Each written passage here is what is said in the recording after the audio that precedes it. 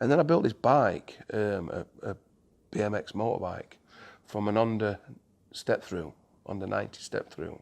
And basically overnight, I got 20,000 followers.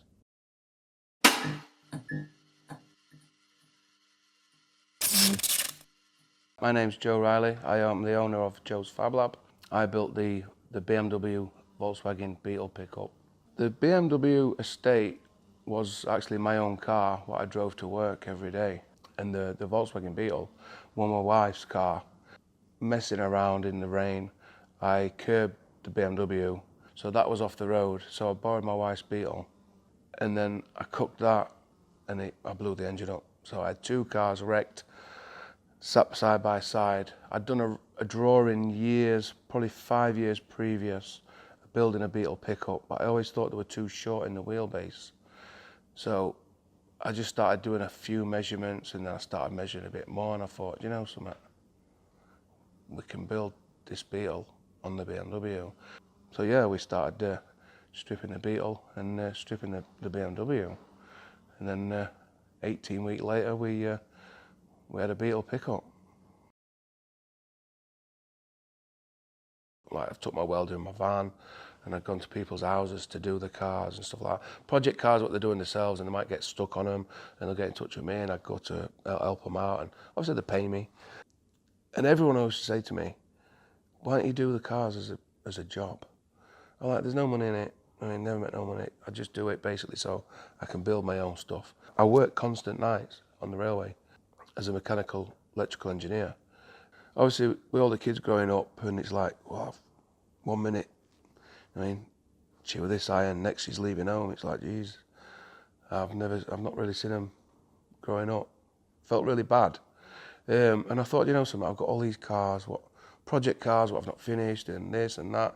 I like, let's just sell them. Just sell them, pack my job in, and try it. I mean, I'm getting to a certain age, it's like, if you don't do it soon, you're not going to do it. I sold a few of my cars, 3 or 4 of my cars, made enough money to where I could just think, right, we can pack the railway in. And got myself a unit. Somebody set me a Facebook page up. And I'm not really very good on a computer or, I mean, stuff like that. And I started getting a few followers, 10, 15, then all of a sudden it was 400. And then I built this bike, a BMX motorbike, from an Honda step-through, Honda 90 step-through. And basically overnight, I got 20,000 followers, literally. In a week, and then it just snowballed from there. Whereas I'm clucking for work, so I might have had 3 days work for a customer, but then I can have 2 days on my own car. Where it went from, I haven't got time to work on my own stuff anymore because that many people want work doing. And I didn't want to do the same stuff, so. So I did a couple of escorts, and I'd done a few escorts previous on my drive for people. But I didn't want to be known for doing Mark II escorts or Mark I escorts or Volkswagen Caddy pickups. And I wanted to go more down the custom route. So my wife had bought me like a baby English wheel. Well, I just had them on my bench in my own garage. And I used to make panels with it. I mean, only small panels because it only had a small throat. But I mean, I got into it, and then she bought me a shrinker stretcher, and then I started learning how to do that, and then I'm like, no, sir, Mark, I want to make a car from scratch. Absolute scratch with nothing, just a windscreen and build it. And then the more you think about it, you're like, well, I'd need an Android headlights because you don't want to use anybody else's headlights, and then you got all your interior. It's like, aesthetically, I could probably build something, i.e. the supercar behind, but I'd always need help building the interior because I'm not an interior person.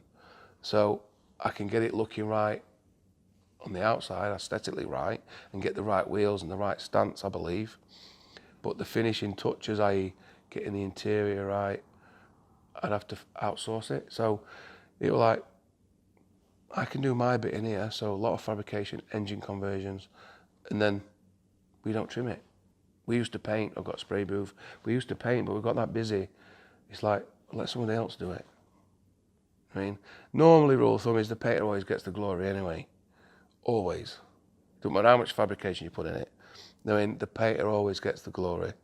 But I'm past all that now because I'm achieving what I want to achieve. So when this Escort's done, I mean, this Escort will going back to standard. Don't get me wrong, like a rally-looking car. So this car coming as a full car, with its engine, gearbox, steering on, and some of the proportions were way out. And rather than trying to fix them, I said, look, let's just ditch the lot. So let's cut it all out and start from scratch. And Lee, the owner of this vehicle, he basically said, look, I trust you. You've got free reign. He says, why would you make my car look crap? You would not do that. So you don't keep ringing me saying, oh, I've come up with this idea. Can I do this? Just do it. He says, because I know I like it. So it's nice to be able to do stuff like that. Ice cream truck came just before COVID.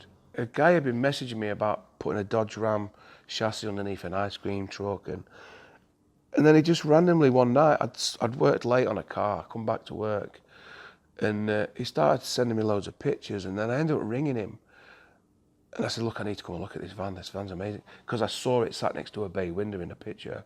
I'm like, that's huge, that's mine, I want it, I need it in my life. So I'd gone down to look at it, and I said, yeah, we can do it. It had no floor in it whatsoever. It had wooden floors, but they'd all gone. And I said, well, if you don't want it doing, I gave him a price. He's like, but if you don't want it, I'll buy it. He's like, no, I'll never sell it. I'll never sell it. And then COVID happened. And he rang me out at blue, and he's like, do you want the van? I need to get shut of the van. So at the time, I'd made myself a BMX motorbike. And I put it up for four grand, I think. And he really wanted one, but I'd stopped building them. And he's like, well, do me a deal. I mean, give me some money and your motorbike, and you can have the ice cream van and the Dodge Ram. But he wanted too much money. And anyway, a couple of weeks later, he sort of come down to my sort of way of thinking, and we did a deal. And he got it, within the deal, he got a low loader and had them shipped up to me on a proper Arctic. So that's how it started. But because COVID had happened, I didn't have no money, and I couldn't justify working on my own vehicle. It was too heavy to push in and out the workshop. So we just basically put it on axle stands outside and just chopped the living daylights out of it. Z-framed the rear, put the Dodge Ram axle in it, put 22.5-inch Alcoas on it. I already had a C30 front clip put in it, so it had double wishbone suspension up front. I bought air suspension kit for it. Changed the power steering box because it went up to scratch, it was leaking. So I put the Dodge Ram engine and box, and it had the axle, made the prop shaft, and we got it running with no flaws in it. Oh, happy days. And then it was like, because I could drive it, and I'd had no brakes or anything. I was down gearing it to like slow down. Everybody wanted me to paint it. Like I had Snap-on man come, and he's like, we want to sponsor it, because that van back in the 50s, Snap-on used that van, that same make model van, but it didn't have twin slider. He says, would you paint it and we'll put Snap-on livery on it, we'll give you a Snap-on box and this and that. And I thought, I can't do it to it because it's 70-year-old, it's never been painted, well, not that I believe. So it's original patina. I'm not overly into patina, but that's original.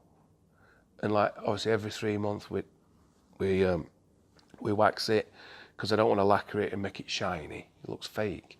But yeah, I mean, it's all done. We've got diesel heater in it.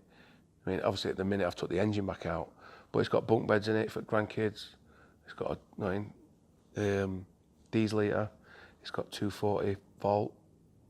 I've even got like the original ice cream sound tune playing outside when I want through Bluetooth. And I mean, it's just cool. And when I was driving it about, it's just another one what everybody looks at. And it's cool to be able to drive with doors open. It's something I've always wanted to do. You know, just driving down, even though our country's a lot colder than America, but you know, when you see them in America, these old, and they just drive with a foot on and they've got the door open. and it's just like super cool. And it's like, I want to be able to do that, and you can, because it's got slidey doors, so you can drive anywhere you want with doors open. Don't get me wrong, you can't see out the mirrors. It's left-hand drive, awkward as out to drive. You know what I mean? Because it's 20 foot long by 7 foot wide. It's like a big block. And obviously the mirrors what are on it, the big truck mirrors, and they're just vibrating in wind, you know, in the move, and so it looks like cameras putting around it so you can see, because you know, in trying to reverse it into in anywhere, it's like sketchy. You have to get someone out to have a look. But yeah, that's sat in my house. I love it. We had an house fire, and me and my wife lived in it for 5 weeks outside the house while we were getting the house redone. But yeah, it was cool. We had a TV in there, diesel eater, so bit noisy. When I had the engine in, that's the only thing I didn't like about it. I made it a bit too noisy. If there's anybody out there who's got any crazy builds what they've got in their head and don't think it's possible, or they don't think they can do it, or they don't know if anybody can do it, give us a shout out, because anything's possible, really. I mean, there's a few crazy builds we've done over the years, and then we'll do restorations. So the Rolls Royce behind us is a really rare car. It's a drop-head coupe, Chinese-eyed drop-head coupe. And you cannot buy any panels for it. So we've had it in a few years building it, but we're on the latter stages of it now. So we do restorations as well. Like I say, if somebody's got something what they don't think can be done, or engine conversions, I mean, we've done quite a few. Just get in touch. Joe's Fab Lab on Facebook and Joe's Fab Lab Instagram.